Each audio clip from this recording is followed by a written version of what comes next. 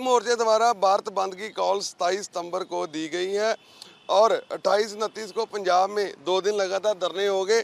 किसान नेता सरवण सिंह पंधेर, महासचिव किसान मजदूर संघर्ष कमेटी के हमारे साथ हैं। तो पंधेर साहब, 27 की क्या कॉल दी गई है, किस तरह का रिस्पॉन्स मिल रहा है और 28-29 को आप क्यों धरना दे रहे हैं? देखिए, जो 27 की कॉल है पूरी देश के यूनियन की है और पूरा भारत बंद होगा। इस बार सफलतम भारत बंद होगा, क्योंकि जितनी ट्रेड यूनियंस है वो भी हमारा साथ दे रही है, जो व्यापारी वर्ग की यूनियन है वो भी हमारा साथ दे रही है, जो अपना ट्रांसपोर्ट के से संबंधित जितनी भी यूनियंस हैं और बहुत सारे और क्षेत्र की जो यूनियंस है, सभी साथ मिलकर इस मुद्दे के ऊपर, क्योंकि सभी वर्ग केंद्र से दुखी हैं, इस बार भारत बंद में शामिल हो रहे हैं। तो इस बार भारत बंद सफलतम भारत बंद होगा।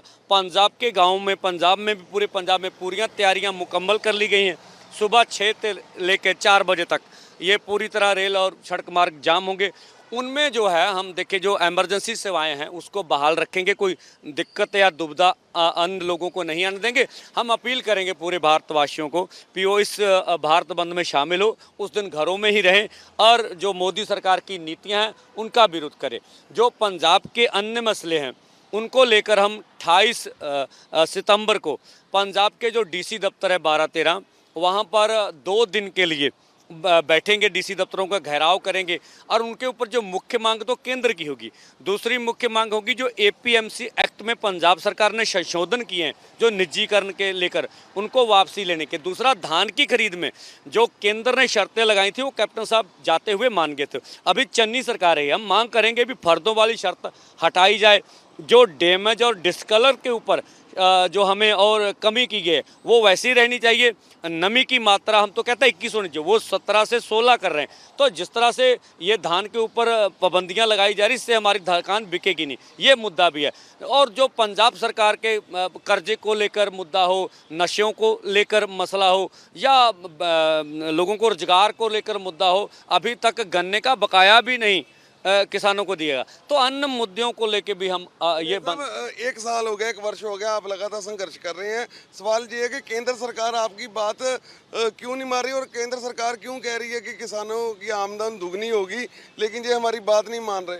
और देखिए जी, जहाँ तक प्रधानमंत्री का ये वादा था भी हम आमदन दुगनी करेंगे, बारिश तो आ गया, 3 महीने बैठे, तो हमने फिर भी अनुरोध किया था प्रधानमंत्री से हमें को रोड मैप दे दे। हमारी जो देखे डीजल के रेट कितने बढ़ गए 1 साल में, आप देखें फर्टिलाइजर के रेट बढ़े हैं, पेस्टिसाइड के रेट बढ़ेंगे, खेती मशीनरी बहुत कीमत बढ़ी है, बीज के रेट बढ़े। हमारी तो आमदन घट रही है, उस तरह से एमएसपी बढ़ाई नहीं जा रही, हमें खरीद नहीं।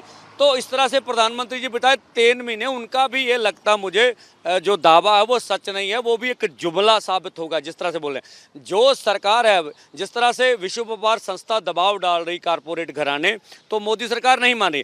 आप देख ले, जो सर्वेक्षण आ रहे हैं मोदी जी के खिलाफ, अब जो सबसे मशहूर देश का प्रधानमंत्री था, अभी उनकी 64% जो पॉपुलरिटी नीचे गिर गई है। आप यूपी का सर्वा देखें, उत्तराखंड का, मोदी जी सत्ता भी गंवाएंगे और कानून भी उनको रद्द करने पड़ेंगे, जितनी देर तक भी संघर्ष करना पड़ेगा। ये किसानों की वजह से डाउन हो रही है, आप कहते हैं? बिल्कुल, जो मोर्चा दिल्ली में लगा है, जो लोगों को सच्चाई मालूम हो भी कृषि कानून देश की खेती को उजाड़ देंगे, तो किसान मजदूर को उजाड़ देंगे। भारत कृषि प्रधान देश है, तो इतने बड़े लोग जो 60% निर्भर हैं खेती पर, वो कहाँ जाएंगे? आप पर फिर सियासत के आरोप लगेंगे, आप मोदी जी के खिलाफ इस तरह की बातें कर रहे हैं तो। देखिए, हम सियासत में बिल्कुल, हमारी यूनियन कोई सीधे रूप में हमारा कोई लेना देना, कोई भी सरकार हमारे खिलाफ इस तरह का निर्णय लेगी, भारत को उजाड़ने की बात करेगी, पूरे भारत का सवाल है, भारत की खेती का सवाल है, तो हम उस सरकार को ये थोड़े ना कहेंगे भी वोट डाल किसको जिताया जाए।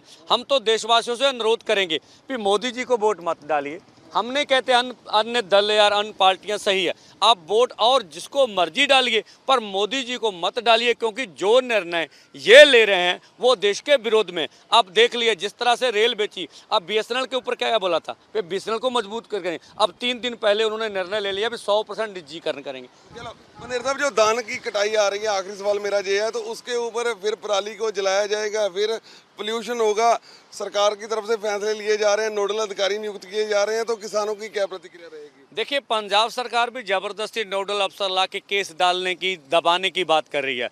अभी तक केंद्र हो या पंजाब सरकार, कोई ऐसा प्रावधान हमारे सामने नहीं आया है कि हम खेती को, पराली को खेतों में गला सके।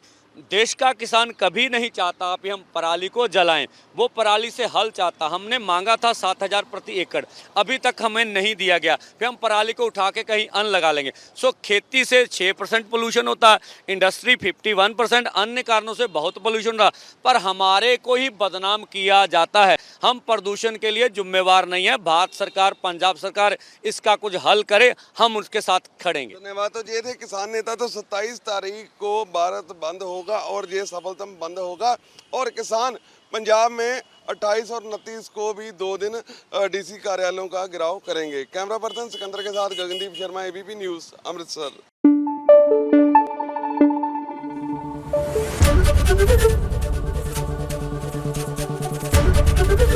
एबीपी न्यूज आपको रखे आगे।